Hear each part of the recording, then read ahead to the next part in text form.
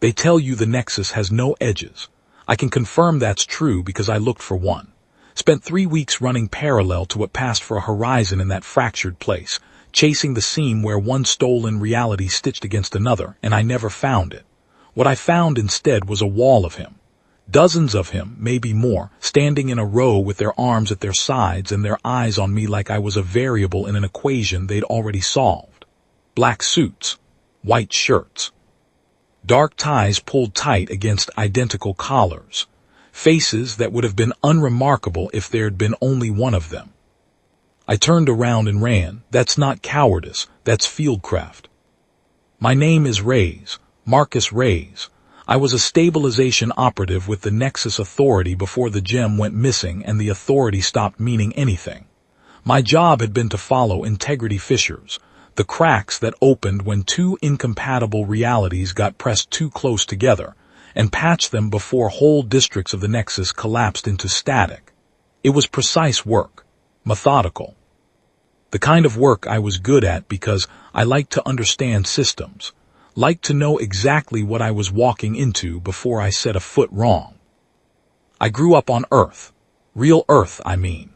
The one that wasn't simulated, wasn't engineered, wasn't assembled from borrowed code and stolen physics. The one where you could feel the difference between morning air and evening air because the planet was tilting on its axis and had been doing so for 4.5 billion years without anyone's intervention. I grew up in a city in the south of the continent, in a neighborhood that smelled like engine grease and cook fire smoke, in a house where my grandmother kept a radio playing in the kitchen from 6 in the morning until 10 at night. I learned to fall asleep to news broadcasts. I learned to read people by whether they turned their face toward or away from something they didn't want to hear. I tell you this because what comes after requires you to understand what I was before it. A man from a particular place, shaped by that place in particular ways. Not a soldier, not a philosopher. A working man who was good with systems and had enough stubbornness in him to keep it a problem past the point where the problem felt like it was winning. That stubbornness is what I had going in. It was, in the end, the only thing that mattered. The Nexus was built or assembled or accreted, depending on who you asked, from the debris of 100 colliding realities. Some of those realities had people in them. Worlds where men and women had grown up, built families, learned to love particular foods or hated the cold or kept habits so old they'd forgotten where they'd started. When those realities fractured and got pulled into the Nexus, the people came with them. Not always intact, not always all of them, but enough. There were survivors from a dozen different worlds walking the Nexus's layered streets, and most of them were just trying to keep their heads down and outlast the next destabilization event. The districts of the Nexus were each a kind of negotiation. You'd walk from one block to the next, and the gravity would shift slightly. The color temperature of the light would change. The physics would relax in one direction and tighten in another. A district called the Iron Ridge felt dense and industrial, permanent in the way that old stone is permanent, the kind of place where the air smelled of metal and rain even when it hadn't rained in weeks.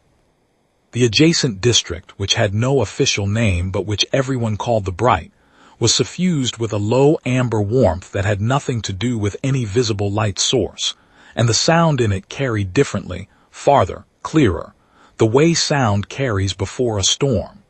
People in the Bright tended to be louder than people in the Iron Ridge. People in the Iron Ridge tended to last longer. I'd worked in both for years. I'd worked in most of the districts at one point or another, following fissures from one edge of the Nexus to another, patching what could be patched and flagging what couldn't. There was satisfaction in it. Not joy. I'm not sure I was built for joy the way some people are, but satisfaction. The satisfaction of a problem met and managed, of a system that was supposed to hold continuing to hold because you'd done your work right. The gem held it together. That's the short version. The longer version involves dimensional resonance theory and the nature of anchoring artifacts, and I'll spare you most of it. What matters is this: one gem about the size of my fist, cycling through colors that had no names in any language I'd ever spoken. It sat at the authority's central node, and it kept the seams from tearing. Without it, the Nexus would eventually shred itself into component static. Districts would go dark. People would go with them. Someone stole it. We didn't know who at first. The node was guarded, 4 operators on rotating shifts, backup systems layered 3 deep, a passive monitoring array that should have flagged any unauthorized access within 6 seconds. None of it had triggered. The gem was gone, and the seams started fraying within 6 hours, and 3 districts went unstable before the end of the first day. I was on the eastern edge of the Crestfall district when the fraying hit, and I watched a neighborhood that had existed for 11 years simply come apart at the corners. The buildings didn't collapse. They unstitched.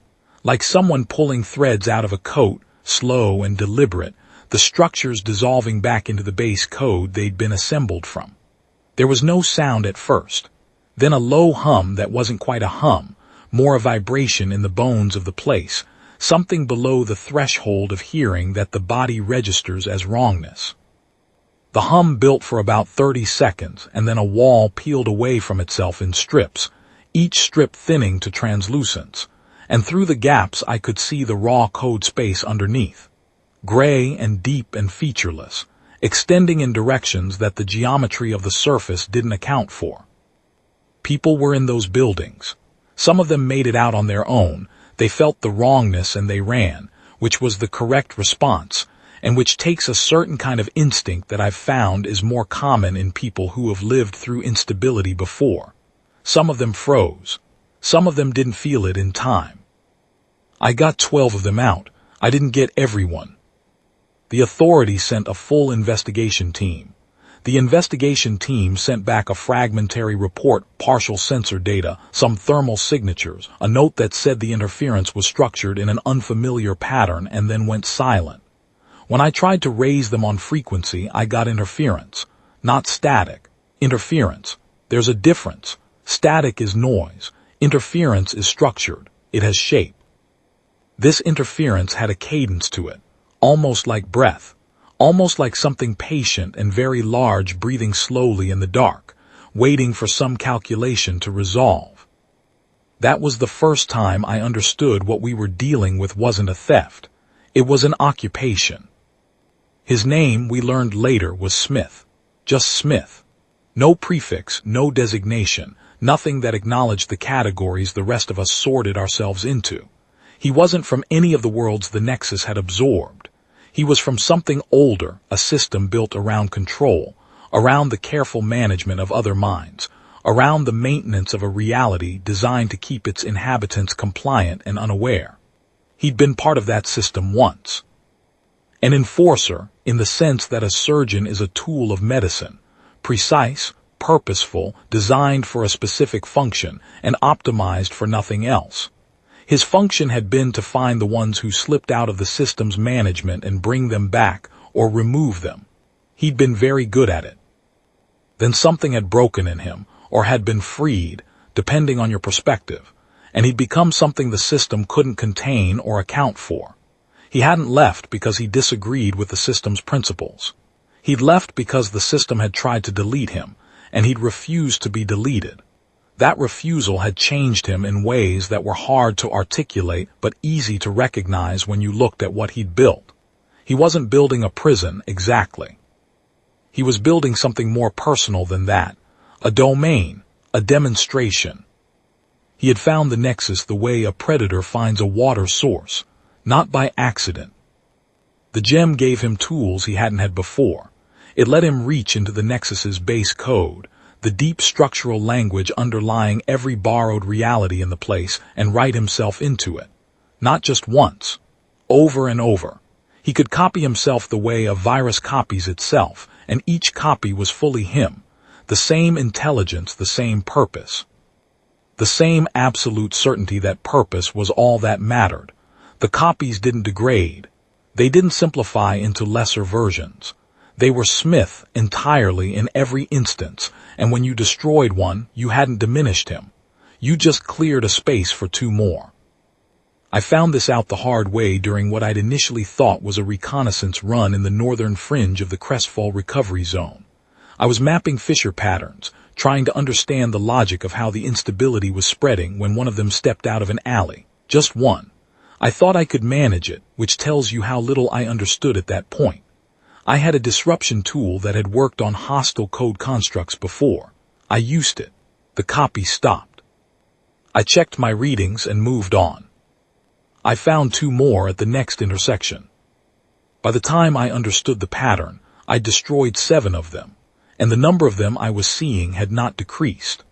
I ran back to the safe zone with this information, and sat with it for a long time before I felt ready to tell anyone, because accepting what it meant required accepting that standard attrition logic didn't apply, and I had been doing my job according to attrition logic for a long time. The resistance coalesced the way resistances always do, badly, under pressure, from people who had no particular reason to trust each other beyond the fact that they were all still alive and wanted to stay that way. The core of it was a handful of former authority operatives, some Nexus civilians who'd survived district collapses, and a few individuals from absorbed realities who had skill sets that translated across contexts. One of them was a small gray rabbit with ears that could have belonged to something twice his size. He introduced himself by stealing my field pack, going through every item in it, making a dry commentary about my taste in ration bars, and then handing everything back in perfect order. I asked him if he'd done that to everyone. He said he'd done it to everyone worth doing it to, and that I should take that as a compliment. His hands, small, white-gloved, had moved through the pack's contents with a dexterity that shouldn't have been possible in something that size, and he'd cataloged every item and replaced it with the precise care of someone who genuinely respected other people's tools even while going through them without permission. His name was Warren. Most people called him Doc. I never did find out why. He was from one of the absorbed cartoon realities, a world that ran on different physical laws than most of the Nexus, where the consequences of impossible things were mostly comedic, and the universe itself seemed to bend around the desires of whoever was funniest in the moment. He had survived the absorption of his reality by being, in his own words, constitutionally unable to accept that any given situation was as bad as it looked. He ate heavily, slept rarely, and had opinions about everything expressed with an unflappable mildness that made them land harder than they should have. I asked him once how his world worked. He thought about it for a moment, holding a carrot that he'd produced from somewhere and chewing thoughtfully, and then he said, "Anything is possible if you're confident enough and the other guy blinks first." I asked him if that was actually how physics worked in his reality. He said it wasn't physics exactly, more an attitude that physics had decided to accommodate. I asked if that attitude had a limit. He said he hadn't found one yet, and that finding one would be very interesting, and that he intended to be in a good mood when it happened. I would learn to trust that quality more than almost any other. The others in our cell had come from stranger places. There was a woman named Garnet, tall, still, the kind of stillness that comes from someone who has decided exactly what they are and no longer feels the need to demonstrate it. She was from a world of gems and light and music, a world that sounded like it shouldn't have produced a tactician, but had. She said almost nothing in the first week. When she spoke for the first time in a briefing, 3 sentences, laying out a flaw in our patrol rotation that no one else had spotted, I understood that her silence wasn't remoteness. It was precision. She was waiting until she had something to add.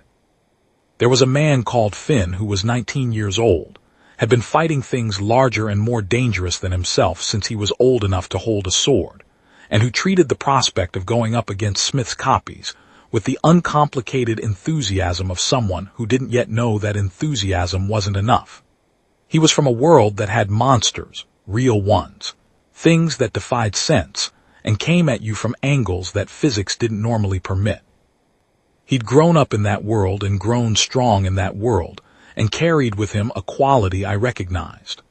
The quality of someone who had made peace with the fact that the next thing through the door might be the worst thing yet, and who had decided that peace was not the same as giving up.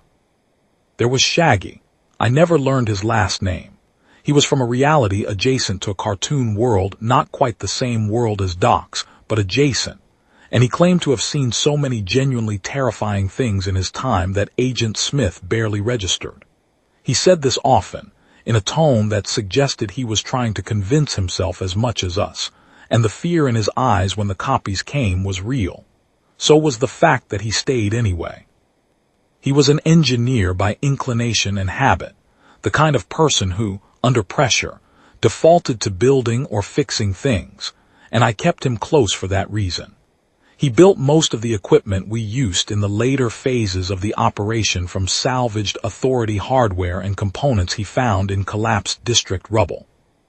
We were 11 people, eventually. 11 people trying to understand something that had already consumed the Authority's entire investigation team and shown no particular interest in being stopped. I spent the first 2 weeks just watching, gathering data from the fringes of Smith's occupied territory, never going deep enough to draw a response, mapping the pattern of copy appearances, the distribution of controlled zones, the rate at which new districts were being absorbed into his expanding rift. The data was not reassuring. He was expanding systematically, methodically, with the patience of something that didn't experience impatience. Every 7 to 10 days, a new district would begin the unstitching process.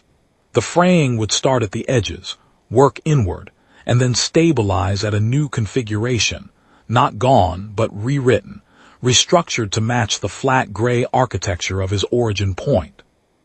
He was making the Nexus in his own image, one district at a time. The first thing I figured out was that the copies weren't all equal. Smith, the original, the source, was somewhere in the Nexus, and the copies operated at a distance from him, extending his reach, carrying out his purpose. But they were still copies. When you destroyed one, there was a fraction of a second, barely a blink, less than a heartbeat, where the code structure locally convulsed. Some echo of termination propagating back toward the source.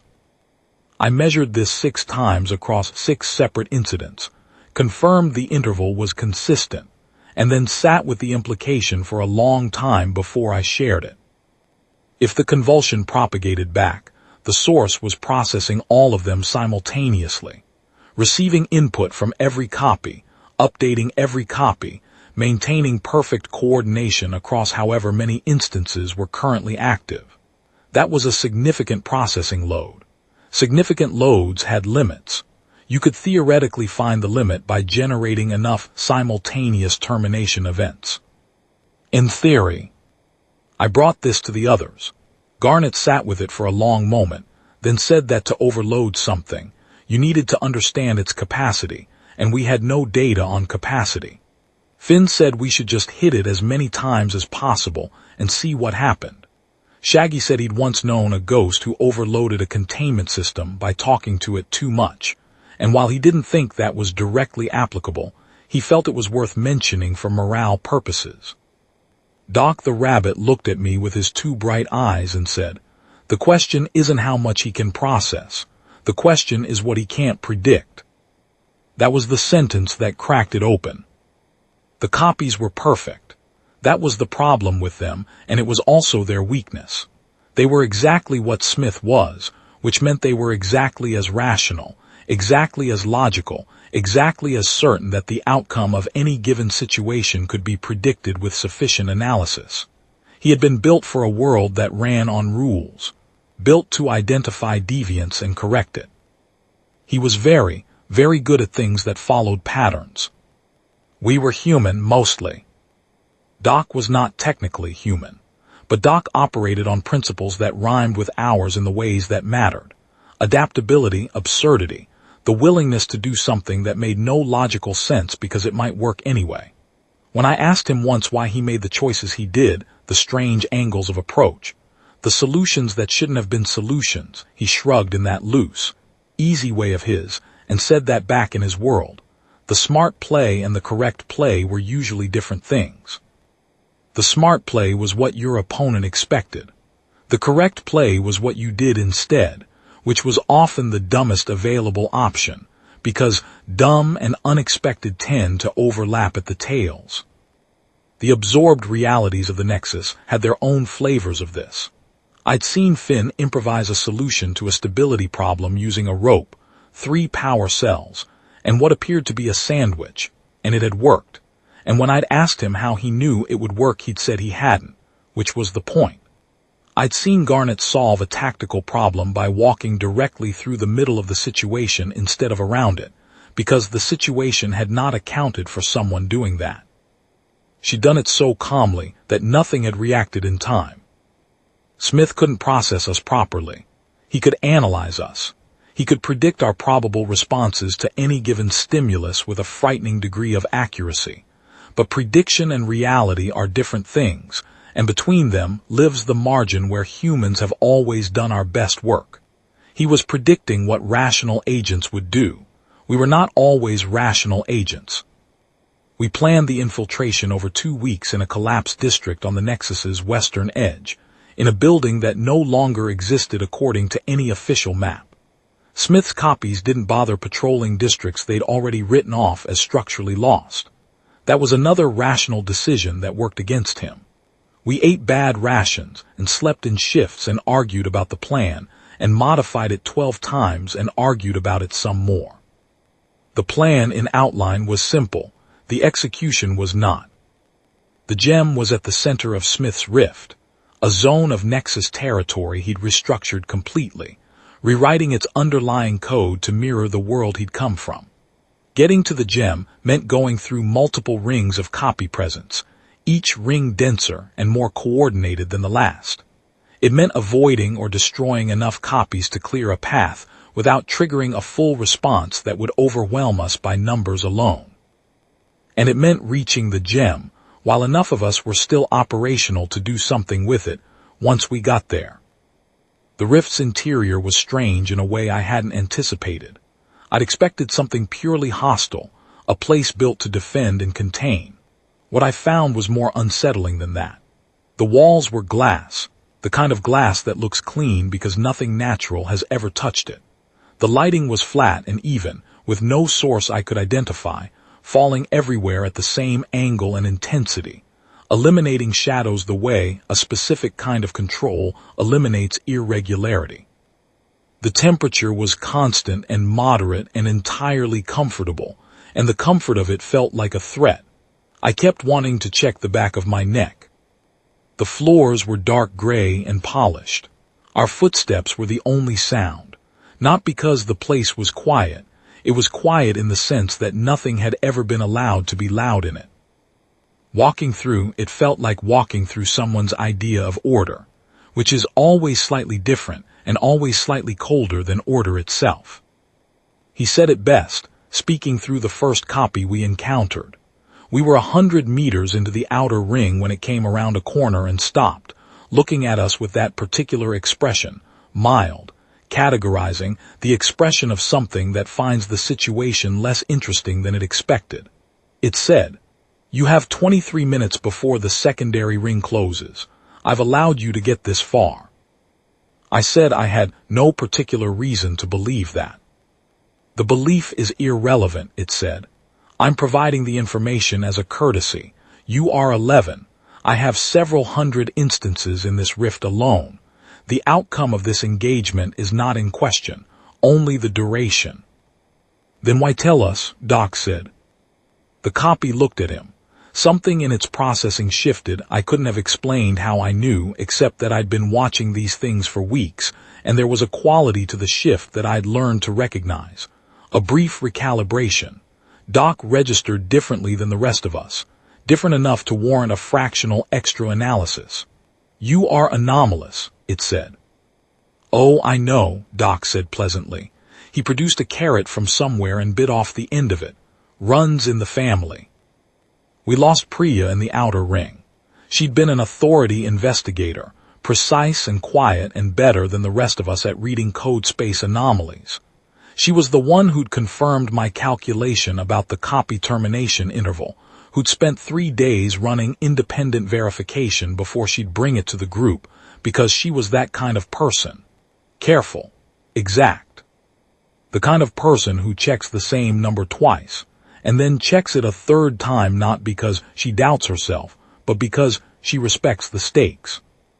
A copy came out of a wall, not through a door, through the wall itself, stepping out of the glass like the glass was water, and before any of us could move, it had done something to the space around her and she was gone. Not dead. I want to be clear about that, or as clear as I can be, given that I don't know what happened to the people who disappeared into his rift's deep structure. Gone is accurate. Gone is what I have. We kept moving, you keep moving. The copies came in waves after that, not in the frantic surge of something reacting to threat, in the measured, paced response of something that knew it had time. They walked toward us with their hands loose at their sides and their faces carrying that expression. Mild, superior, the expression of something that has already catalogued every possible outcome and found the situation uninteresting. 3 from the front, 2 from the left. Smith's copies didn't coordinate through communication. They coordinated through being the same mind in multiple bodies, and fighting them was like fighting the same opponent over and over, which would have been manageable if there were a finite number of times you could win before you ran out of ways to win. Doc handled the first group. I still don't fully understand what he did. He went through them the way water goes around stones, not fast exactly, not slow exactly, but with a quality of motion that the copies couldn't seem to model. One of them reached for him and caught air 3 inches from where he'd been.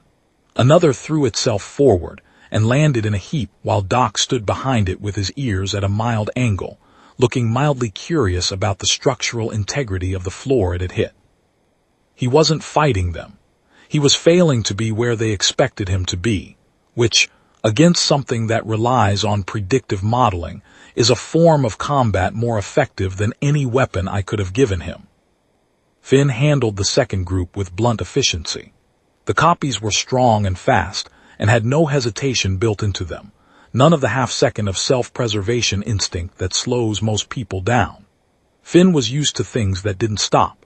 He'd grown up fighting things that came at him without hesitation and without mercy, and he'd learned to handle them the way you handle heavy weather. You don't outrun it. You set your stance and take what comes and stay up through the force of refusing to go down. He took a hit that should have put him on the floor. He stayed up.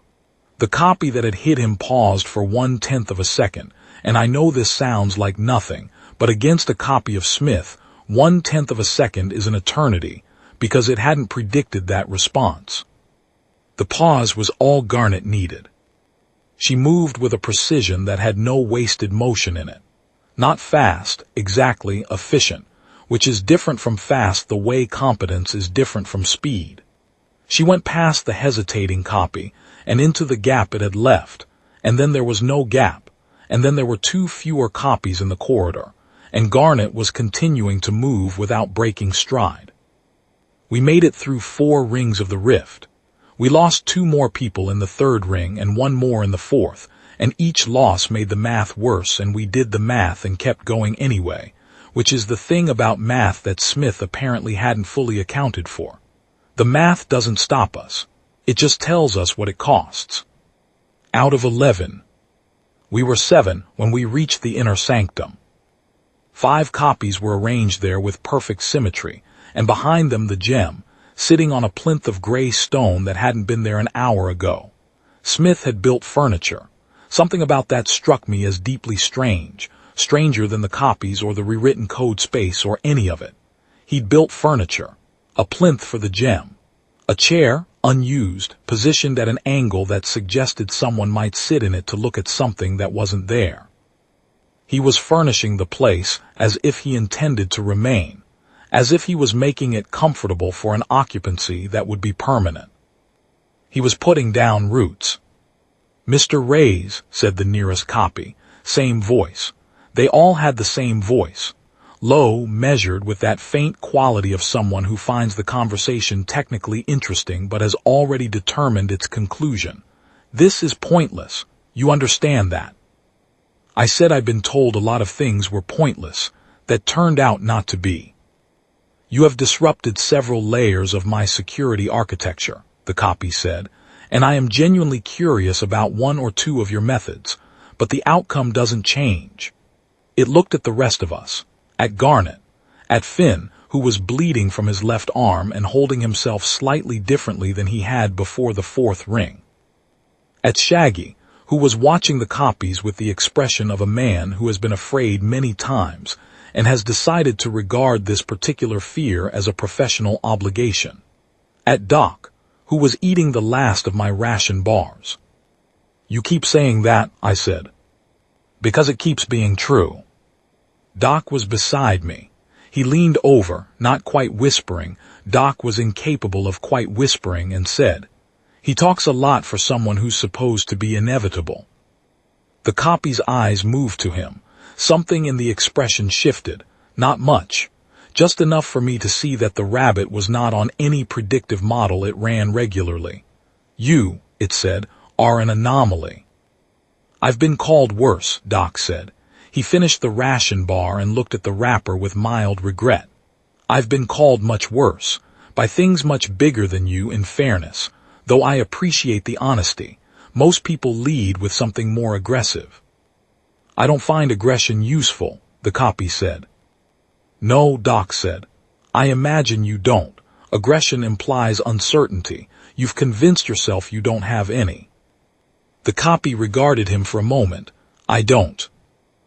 Doc said, and didn't argue, which I had learned was how he argued when he didn't want to tip his hand. The fight in the inner sanctum was the worst of it. 5 copies and the space itself working against us. The flat light and the too even floor and the silence that had never learned to accommodate struggle. Shaggy went down, not gone, just down, unconscious from a hit that caught him in the wrong moment with the wrong angle, and I chose to believe that was meaningfully different from what had happened to Priya, and told myself I'd circle back to that when there was time. I never had time. 2 more of our people took hits that pulled them out of it. Not out as in gone, out as in down and staying down. The kind of hurt that doesn't leave room for getting back up in the next 30 seconds. We were Garnet and Finn and Doc and me, 4 people and a rabbit, which I recognize sounds like a joke and is not. The copies adapted. That was the thing I hadn't fully accounted for. They updated in real time as they observed us, and what had worked in the outer ring started working less well as we moved inward. Doc's fluid unpredictability, his absolute refusal to be where expected, started generating copies that moved in patterns that weren't quite anticipatory but were close, that left small margins for error, and made those margins smaller each exchange. Finn's forward momentum still worked, but 2 of the copies had modeled his threshold for absorbing punishment, and were targeting it with a precision that was going to matter, eventually, in the way that slow, inexorable pressure matters. And still we moved forward. Here's what Smith didn't model.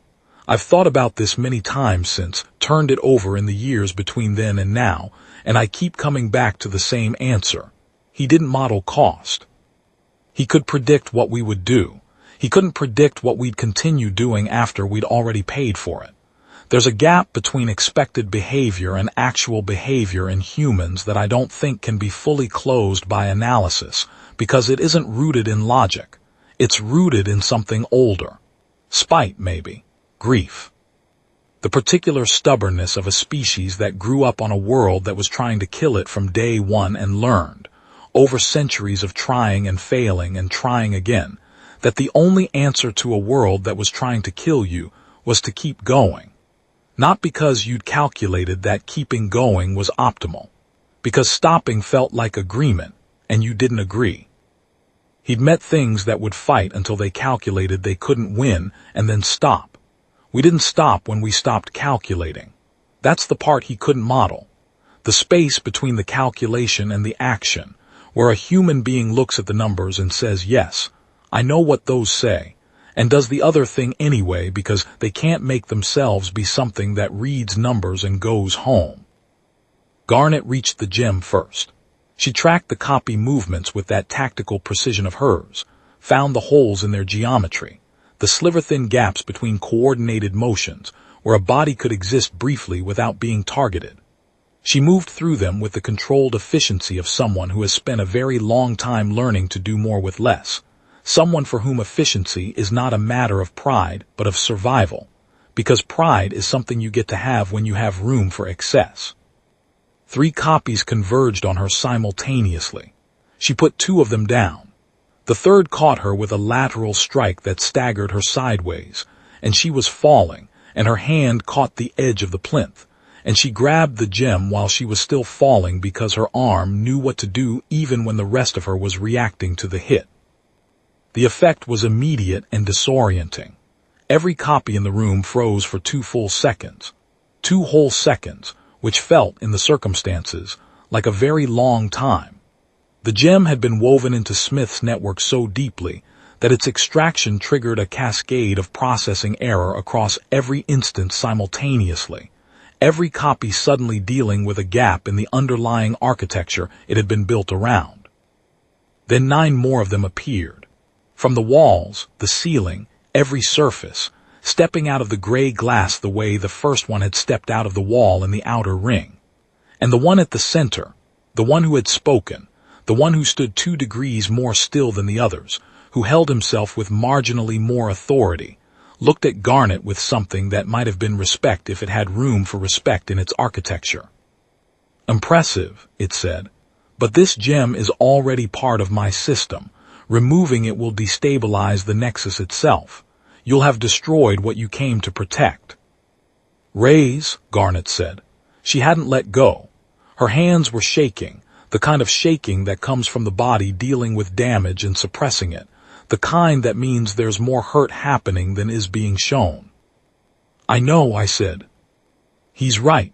If I pull it out of his network without a clean separation protocol, the anchor fails." "I know. We need a bridge, something to re-anchor it to before the network collapses." I looked at Doc. Doc looked at me. He reached into his ears. I will never understand how. I have chosen to stop trying, and produced a small device I didn't recognize, sleek and compact, and clearly not from any technology I'd encountered in the Nexus. He held it out to me. It was my field resonance calibrator. I'd been using it to track fissures for 3 years. It was designed to detect and measure dimensional inconsistencies, to find the frequencies at which different realities interfaced, and to calibrate those interfaces toward stability. It was not designed to serve as a bridge protocol for a dimensional anchor artifact. I said this.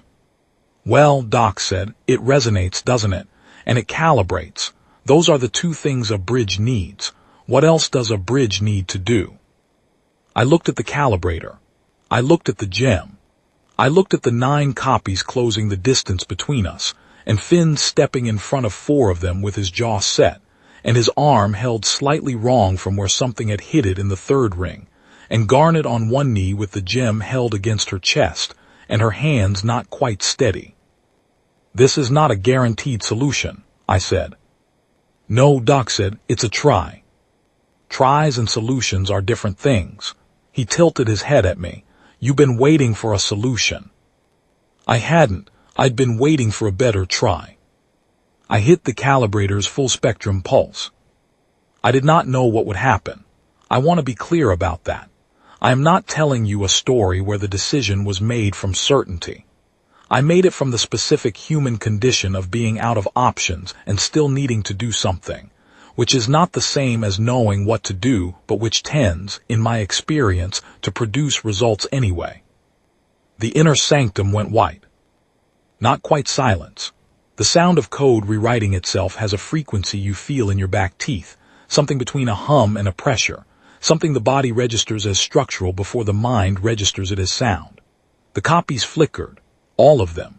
Every copy in the rift, I learned later, every copy in the entirety of Smith's occupied zone flickered at the same moment, going translucent, the code expressing uncertainty in their forms for the first time, like the doubt was physical. Then the central one steadied, just that one. "Interesting," it said, and it smiled.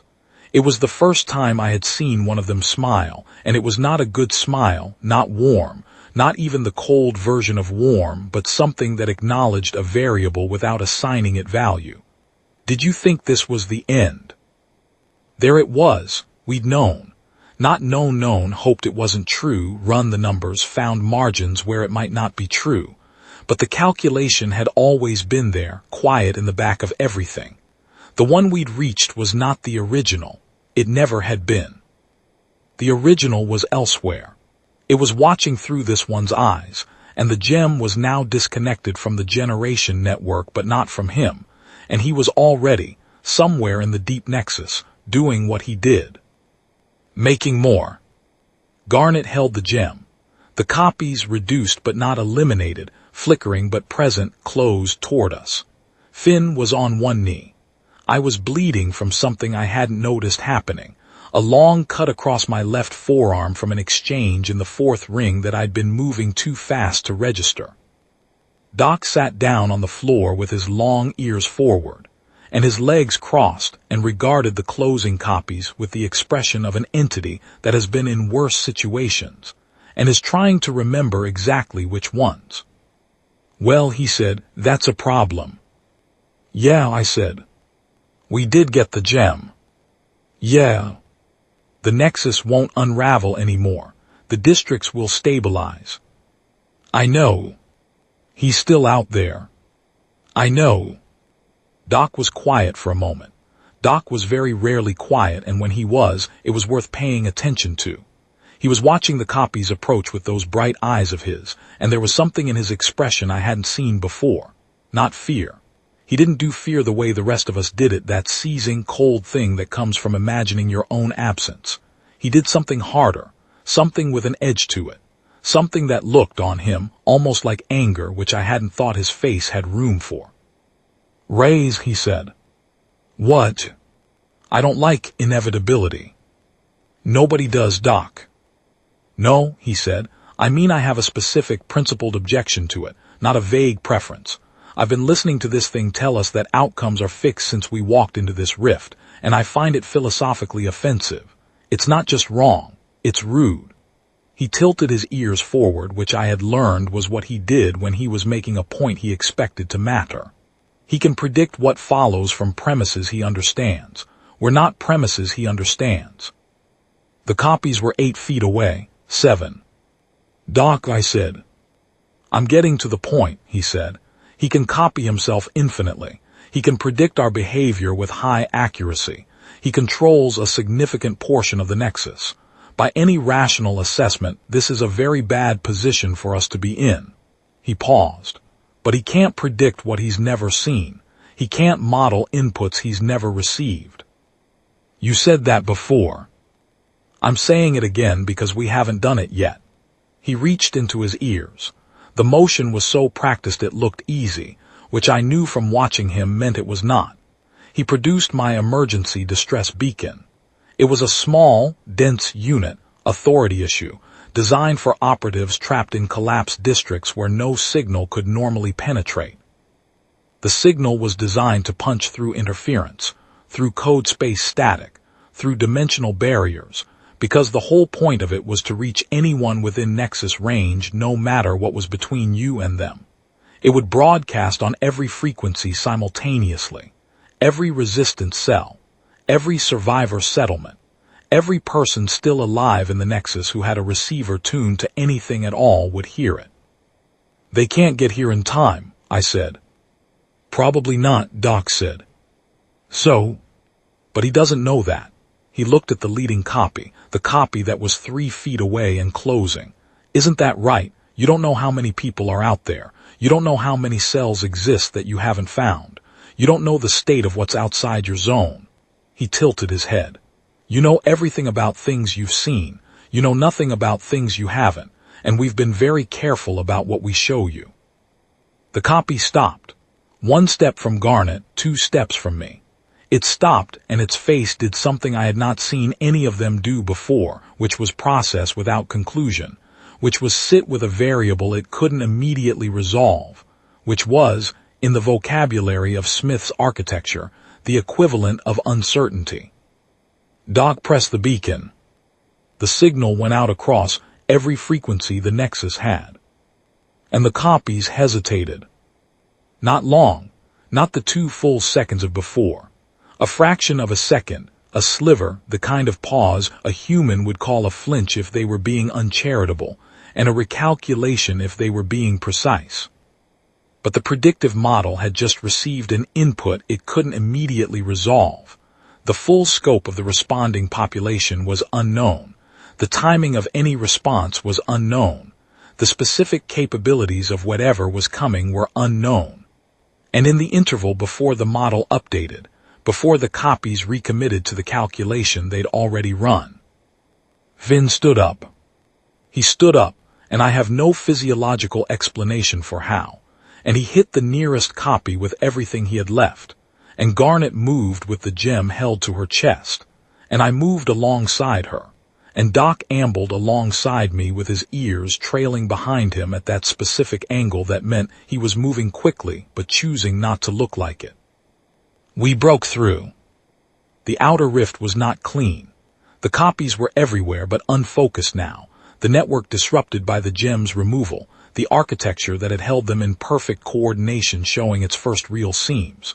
We ran. I won't dress it up as anything else. We carried Shaggy between us.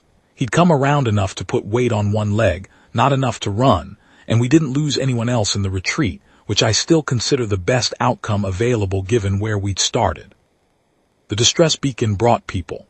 Not in time for the fight was over by the time anyone could get there, but in time to matter. Cells we didn't know existed. Survivors who'd been hiding in District Smith had already processed and moved on from, keeping quiet in the rubble of places he'd already decided weren't worth revisiting. They came with what they had, and they came because the signal had gone out, and they'd heard it and they'd come, which was the thing Doc had counted on. That wasn't a calculation. It was a guess about what people do when someone else is in trouble. It was a guess based on the same quality that had kept us moving through 4 rings of copies. You go. When you hear the signal, you go. We told them what had happened. Nobody celebrated. There was nothing to celebrate yet. Smith was still out there. The gem came back to us, re-anchored to a portable resonance unit I spent the next 4 days building with Shaggy's help. He was still walking stiffly from the hit he'd taken, still wincing when he bent certain directions, and he built the unit with the careful focus of someone who needed something to do with their hands and had a task available. The Nexus stabilized. The district collapses stopped. 3 districts that had been mid-unstitching when we recovered the gem reformed around their remaining structures, incomplete, patched, strange-looking at the seams where the code had partially failed and then been re-anchored, but solid. Solid enough. People walked back into them. Priya was not among them. The investigation team was not among them. I looked, and I kept looking through the subsequent weeks, putting out careful queries through the new network, checking reports from the reformed districts for any sign of people who'd been absorbed into his architecture and made it out the other side. There were a few, not enough, not the ones I was looking for. I eventually had to accept that looking was not the same as finding, and that not finding was not the same as giving up, and that there was more work ahead that needed to be done by someone functional, and that person needed to be me. Smith is patient. Whatever else you say about him, he is patient. He withdrew from the zones where we had presence and went deeper, into the parts of the Nexus that were still unmapped, that sat at the convergence of absorbed realities so incompatible with each other that the code space there behaved unpredictably even for him. Good territory for him, in the sense that it was hard for us to follow. Bad for him in the sense that unpredictability cuts both ways, and he had less margin for it than he believed. But we knew something now, something important. He could be surprised. The copies hesitated when they hit the limits of their predictive model, and the limits were real and the limits were us. Not our tactics, he'd update for tactics. Not our technology, he'd account for that. Us.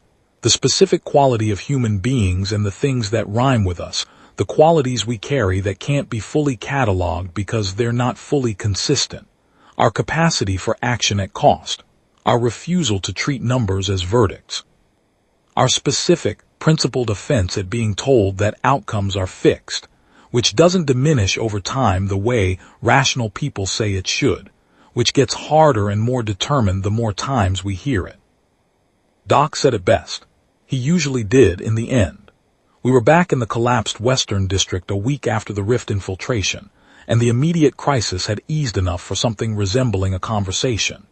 He was eating the ration bars from a supply cache we'd found in the rubble, Shaggy's supply cache, as it turned out, which Shaggy had apparently been maintaining in secret for 2 months as a contingency, which was so perfectly Shaggy that nobody said a word about the appropriation. The thing about inevitable, Doc said, is that it's always in the past tense. I looked at him. You can only say something was inevitable after it's happened. Before it happens, it's just a prediction. He held up one of the ration bars, which was the dense, unpleasant kind that I'd chosen because they lasted longest, and examined it with the expression of someone who has encountered many bad things in his life, and developed a robust sense of perspective that allows him to regard each bad thing in its proper context without being diminished by any of them. Predictions are for things that follow patterns. They're very accurate for those things. For things that don't follow patterns, they're just guesses dressed up in confidence. He bit the ration bar. His expression suggested it was exactly as bad as expected. We don't follow patterns. We follow stubbornness, I said.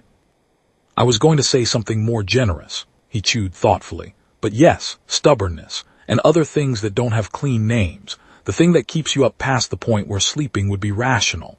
The thing that makes you angrier the more times someone tells you to stop. The thing that makes Finn get up when a copy hits him hard enough that he shouldn't get up. The thing that made Garnet grab a gem with a shaking hand while she was falling. He set the ration bar down. He can't model those things. He knows they exist. He can describe them. But he built his predictions around things that stop when they've lost, and we don't stop. I sat with that for a moment, then I said, he'll adapt. He's been adapting.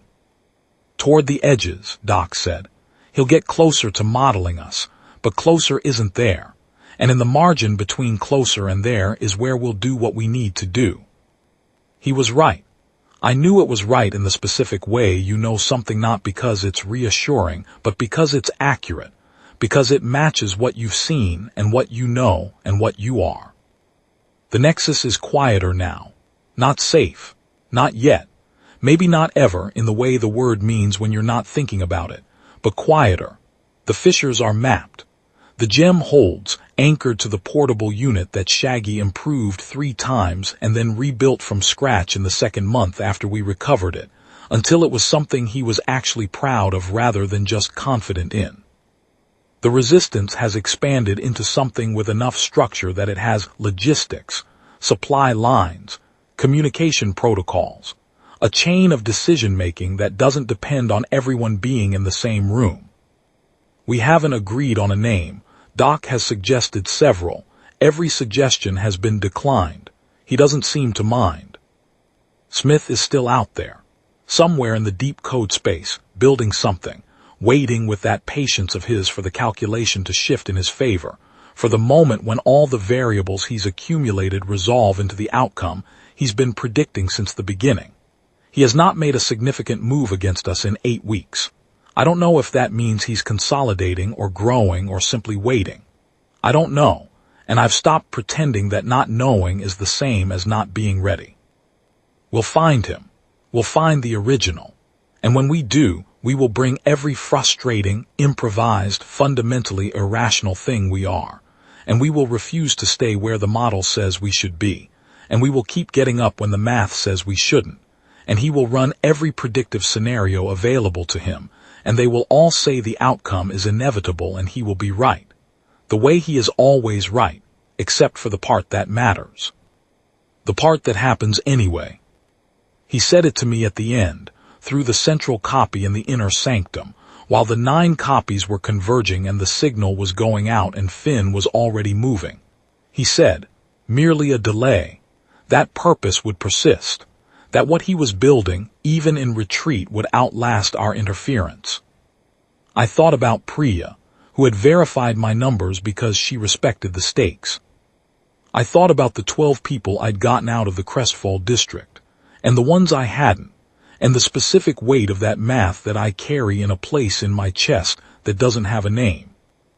I thought about Shaggy staying conscious through a hit that should have ended it, and Finn getting up, and Garnet's shaking hands, and Doc eating my ration bars, and telling me that inevitable was a word for things that had already happened. I didn't answer. He was a copy, and arguing with copies is how you give them time to adapt. I just kept moving. Forward, out, through the fraying edges of his architecture and into the code space beyond, where the Nexus's borrowed realities pressed against each other in their imperfect, complicated way, full of seams and fissures, and the people trying to live in the margins between them. That's the thing he couldn't copy.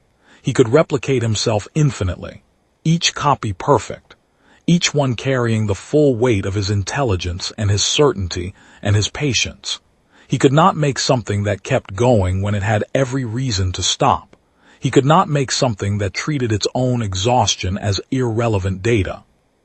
He could not make something that stayed offended at the premise of inevitability long after the rational case for that offense had run dry, that got up from the floor of a gray sanctum and moved forward because it could not make itself be the kind of thing that reads the numbers and goes home. He couldn't make something human. We're still here. We have the gem. We have the network, the cells, the people who heard the signal and came. We have time, which he thought was his, but which we've taken some of back. And in the deep Nexus, he waits. So do we.